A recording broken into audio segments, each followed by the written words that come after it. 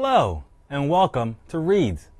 That's short for really exciting and delightful stories. I'm your host, Nahjee Grant, and I'm a children's author. On this show, we explore children's stories and authors like you. As a matter of fact, you can appear on this show with me and read your story. If you're in the 3rd, 4th, or 5th grade, you can create one original story up to 32 pages, and remember to send these stories to lmtv@lowermerion.org. You can be on TV with me and read your story to everyone. Doesn't that sound exciting? Well, speaking of stories, I wrote a story I would like to read to you today. It's called Aaron Runs for Class President. When Aaron returns from his trip to the White House to meet President Obama, he joyfully shares pictures of his adventure with his classmates. His friends are eager to hear stories, from a once-in-a-lifetime opportunity to time travel with the president. Before class is over, Aaron's history teacher, Mrs. Pry, announces that elections for class president will take place in 2 weeks, and any student who's interested to step forward by the end of class. With a growing smile on his face, Aaron sits at his desk, glancing at a portrait of Obama and pondering the opportunity to run for office like his idol. I would like to run, Aaron says enthusiastically as he approaches his teacher's desk. Another student walks to the desk and says he will run also. Barry is a popular athlete and captain of the soccer team. Aaron looks unflattered by his decision to run. Miss Pry explains the rules for the election and advises them to be mindful to respect each other's campaign. Aaron pays close attention, but Barry doesn't seem to take it as seriously. Aaron slips his backpack on and rushes towards the door, excited to get started on his campaign.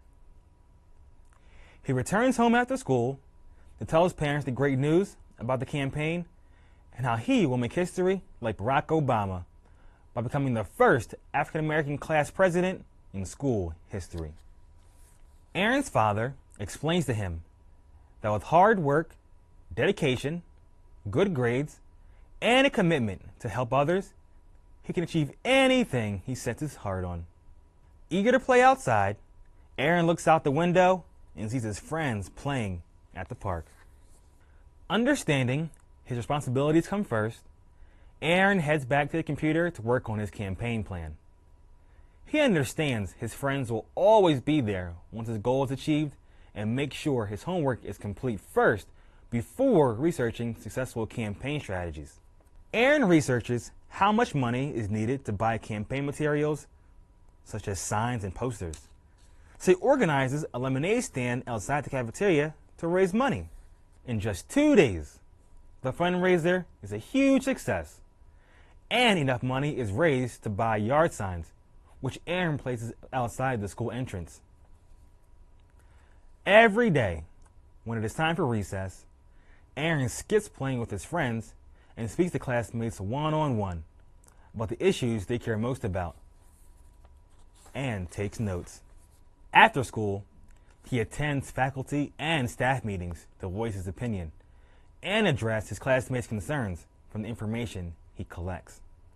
Throughout the day, on his way to class, Aaron passes out campaign flyers to classmates in the hallway, which detail his campaign promises and a short biography about himself.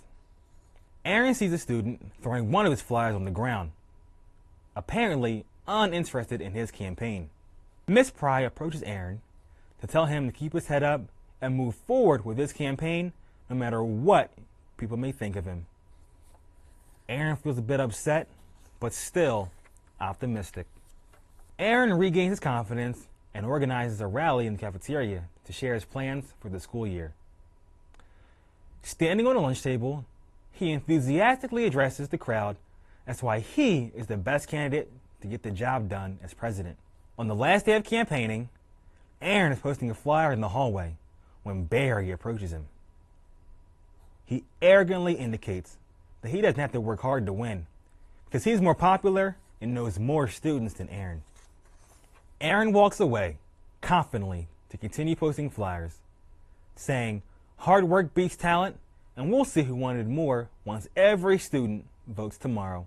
Finally home from the last day of campaigning, Aaron walks in the door extremely tired. In just 2 short weeks, he has managed to meet and greet every student, organize a fundraiser to raise money to post signs and flyers all over the school, and sacrifice playing with his friends while still staying focused on his schoolwork. Before Aaron completes his homework and gets ready for bed, his parents let him know he gave it his best effort, and they are so very proud of him no matter what the results of the election. Aaron remembers the encouraging words President Obama said during his White House visit to follow his heart. He strongly believes the president is proud of him. Finally, Election Day, and Aaron greets every classmate at the door before they make their final decision. Students began to stand in line to vote for their new president by writing the candidate's name on a piece of paper and dropping it in the ballot box. Aaron nervously chews his pencil, waiting for the results to be announced, hoping all of his hard work has paid off. Much to his surprise, Barry approaches Aaron to tell him he ran a great campaign and that he respects Aaron's hard work. Aaron shakes his hand and thanks Barry for stepping up to serve and represent the class. A voice comes over the loudspeaker, and both candidates listen carefully as they await the results. The speaker announces Aaron has won the election. His supporters cheerfully chant his name, "Aaron! Aaron!" He is still stunned as he is now class president. Miss Pride calls Aaron to the front of the classroom and presents him with a ceremonial gavel to preside over class meetings, and announces he is the first African-American class president in school history.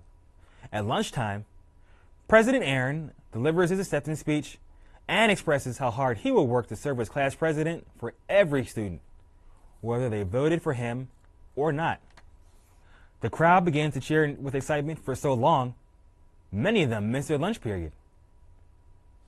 Aaron gets home from school and energetically runs into the house with a big smile on his face. Happy to share the great news with his parents, they congratulate him on his victory and remind him that he can achieve anything he sets his mind to. The end. And that's my story, Aaron Runs for Class President, which was a follow-up to the previous book that we read on the show, Aaron Goes to the White House Science Fair, when we got to meet President Obama. Well, we got to take a break, but when we come back, read another story and tell you more about how you can be on TV and read a story you wrote. Don't go away.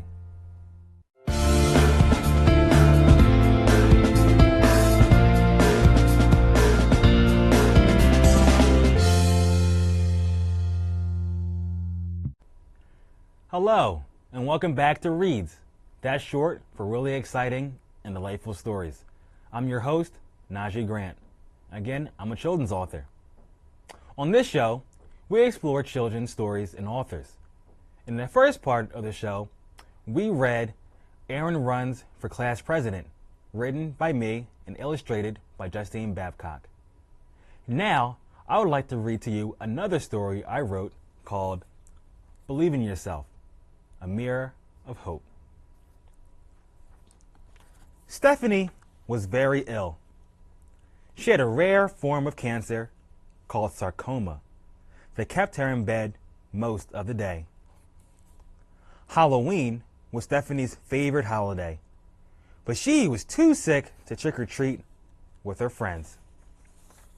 Her mother bought her a box of costumes to cheer her up. She told her that the cancer would not stop her from having fun with her family and friends for much longer. As she sat down the box, she encouraged Stephanie to look in the mirror and believe in herself. Anything is possible if you put your mind to it, because you were born to do great things. As Stephanie tried on her first costume and looked in the mirror, it was a police uniform. And the encouraging words that came to her mind from her mother's encouraging words was she was born to protect. She then tries on a firefighter costume, and she envisions herself putting out flames from a burning building, and because she was born to be brave. She then tries on a fishbowl and puts it over her head, and she's envisioning her being an astronaut because she was born to explore. She then puts on a racing outfit, envisioning that she's riding around the track on a motorcycle because she was born with confidence. Then she puts on a stethoscope, envisioning that she's a doctor helping sick patients because she was born to heal. Then she tries on an army jacket, envisioning that she's a soldier protecting her country because she was born to be strong. She then puts on a chef hat, envisioning that she's a cook because she was born to be passionate. She then pulls out of the box a textbook and a ruler, envisioning that she's a teacher because she was born to inspire. She then finds a white jacket and a clipboard, envisioning that she's a scientist because she was born to be curious. She then pulls out of the box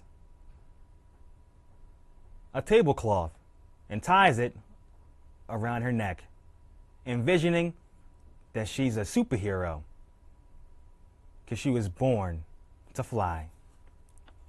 She then puts on, out of the box, an old suit, envisioning that she's the President of the United States, making a speech in front of thousands of supporters because she was born to lead. She then looks in the mirror and envisions herself healthy and playing with her friends because she was always born to love and be herself. The end. Well, that was a nice story. I bet you've written some nice stories. How would you like to read your story with me right here on TV? Again, if you're in the 3rd, 4th, or 5th grade, you can create one original story up to 32 pages, either written, typed, or with illustrations, and send them to lmtv@lowermerion.org. You could be on TV with me and read your story to everyone. Doesn't that sound exciting? Well, before we go, I want to remind you that you can meet me for a story time on Tuesday, November 21st at 10:30 a.m. at the Haverford Library. Well, until next time, keep writing and keep writing. Really exciting and delightful stories.